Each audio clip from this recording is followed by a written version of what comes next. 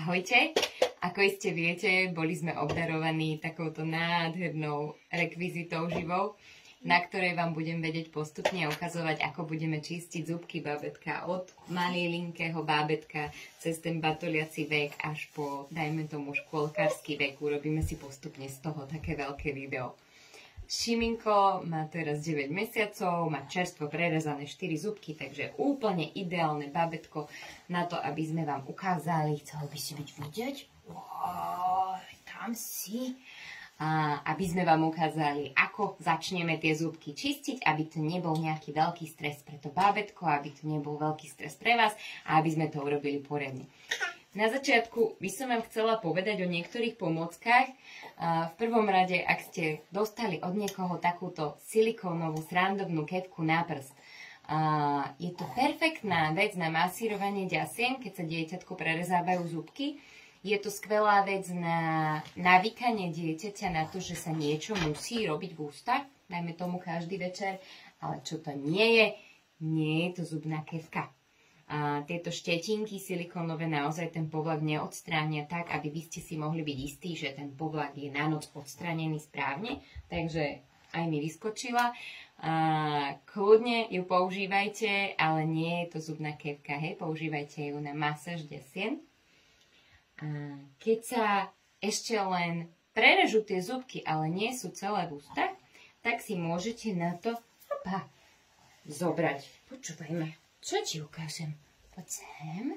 Pozri sa na túto perfektnú kocku. Wow, to je parádna.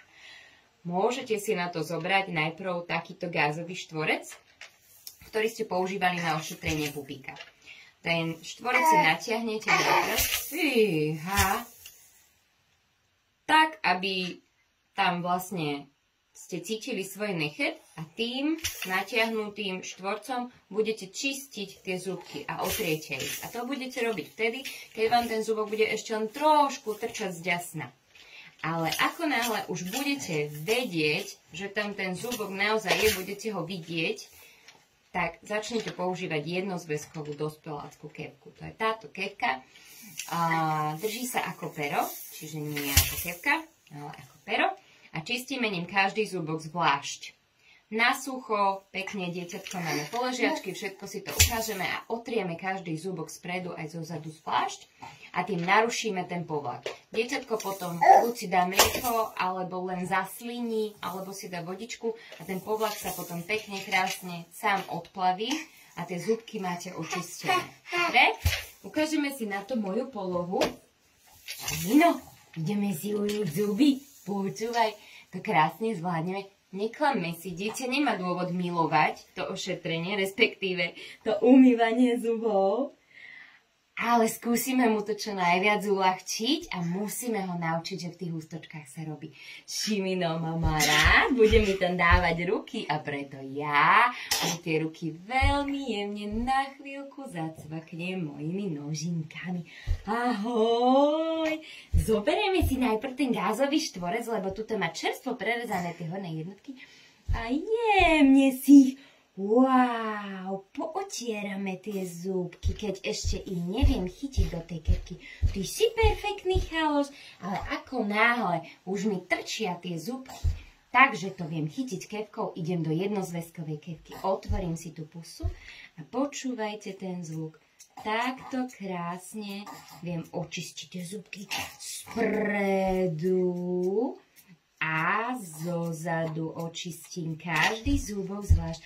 A vyskúšajme si aj tie horné zuby. Wow, ty si perfektný chalan. No mama je na teba taká pyšná. A keby chcel, budem mu spievať. A keby chcel, budem mu robiť opičky. Budem mu robiť čokoľvek, len aby to mal ľahšie. Výborne. Paráda, ty si úžasný chalos. Mama ťa tak ľúbi. A zvládli sme to. Nebol z toho nejaký nadšený, ale ani neplakal. Ale neklamme si, tí deti vám samozrejme kľudne plakať môžu a aj budú, lebo robíte niečo, čomu oni nerozumejú, ale je veľmi dôležité tie zubky očistiť, lebo ten pláč v zubnej ambulancii, ak by sa pokazili tie zubky, je ďaleko horší a to dieťatko to rozhodne lepšie zniesie od jeho najbližšej osoby na svete, čiže od maminky, ako potom od niekoho cudzieho v zubnej ambulancii. Takže navýkajte si, vidíte, ono to určite pomaličky pôjde. A to, čo som vám ešte chcela ukázať, je, pozri sa, aha, ja takúto perfektnú pomôcku, ktorú si viete vlastne zakúpiť u zubného lekára alebo cez internet.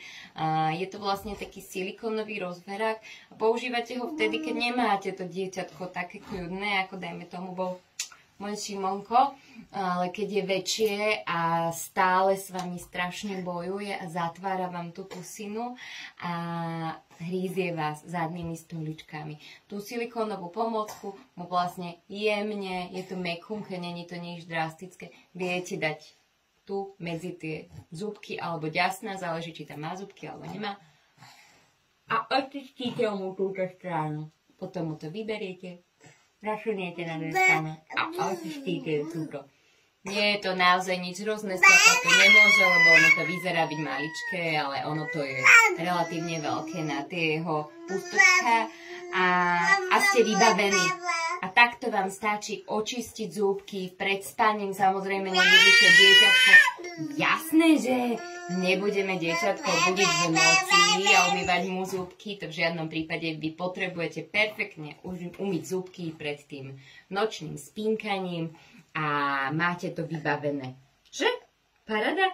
Zakývame? Čo myslíš? Ahoj. Ty si bol perfektný herec. Tak ahojte, vidíme sa, keď budeme mať viacej zubov.